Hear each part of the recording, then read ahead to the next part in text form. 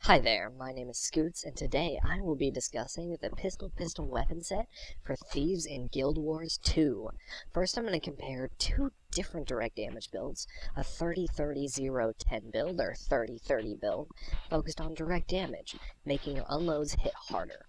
The other build I'm going to test is a 10-30-0-30-0 build, focused on initiative recovery, or the 30-0-30 build, giving you more unloads over the course of the fight. As always, the builds will be below in the description. One thing you'll notice is that I replaced any traits that are only active while flanking the enemy. That's because staying behind the enemy while enraged is extremely difficult. So let's take a look at the 30-30 damage build first. We've got a 65% crit chance and do 249% damage on crit, along with an average of 2.3 vulnerability picked up from Sundering Strikes. Our base damage modifier is 3.74, with combined training that'll bump up on load to 3.93. No, we don't actually take combo critical chance because critical haste actually gives you around 0.3% more DPS. Ha. The initiative regain for this build comes to 1.07 initiative per second, or 1 unload every 4.67 seconds. I did factor in dodging. Each dodge takes about 0.75 seconds to complete, and you normally dodge once every 10 seconds if you're keeping your initiative at 0.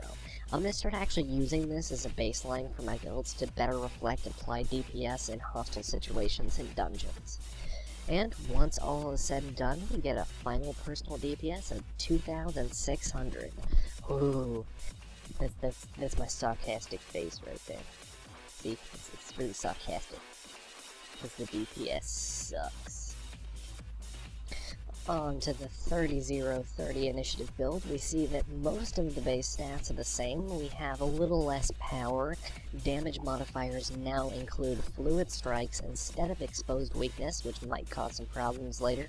It's important to note that weapon skills, like pistol mastery, do not affect dual skills, like unload. Initiative regain is up to 1.58 now that we have quick pockets and quick recovery, giving us an unload every 3.16 seconds. Taking 30 points into acrobatics picks up the fluid strikes, which gives you an extra 10% damage while your endurance is not full. Now you see you lose a tiny bit of DPS when you dodge, even with fluid strikes and the bonus might, so you should never feel pressure to try to keep your endurance from filling up, but it really isn't that big of a drop to care.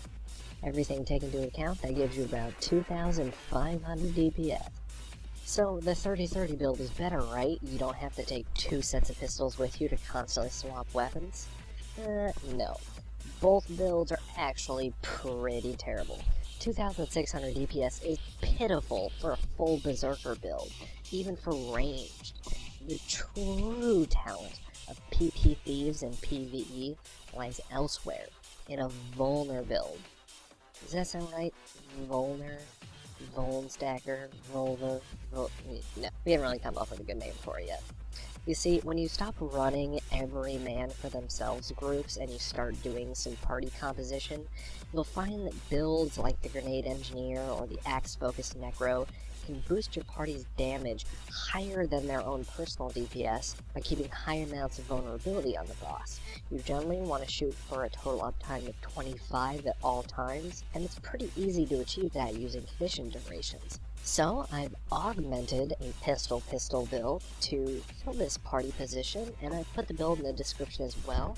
I highly recommend you take a look at it, as it is quite nifty, but also some of the runes and the traits are quite specific to fill this niche perfectly.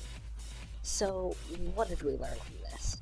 In a nutshell, that pistol is almost complete trash. And there really isn't such thing as a DPS pistol thief, because there's no DPS in pistol. Even with the superior damage modifier build, you barely reach 2,600 DPS, which is just awful for ranged Berserker builds. This is a weapon set that you would think would capitalize on initiative regain. How disappointing that it just fails so spectacularly. We did, however, find a diamond build in the rough. We now have a third class that can stand in as a dedicated vulnerability applier, a position which has long been exclusive to the necromancer and the engineer. Well, I hope you enjoyed this video. Thanks for watching it. Toodaloo, adventurers! Hey, talk to me, my name is Rainbow. Could be that you will find the best of friendship in me. Why don't we take some time, forget your sorrow? Just us until the sun comes up tomorrow. Promise it's not just you who sometimes gets lonely. And I really think you're such a special pony.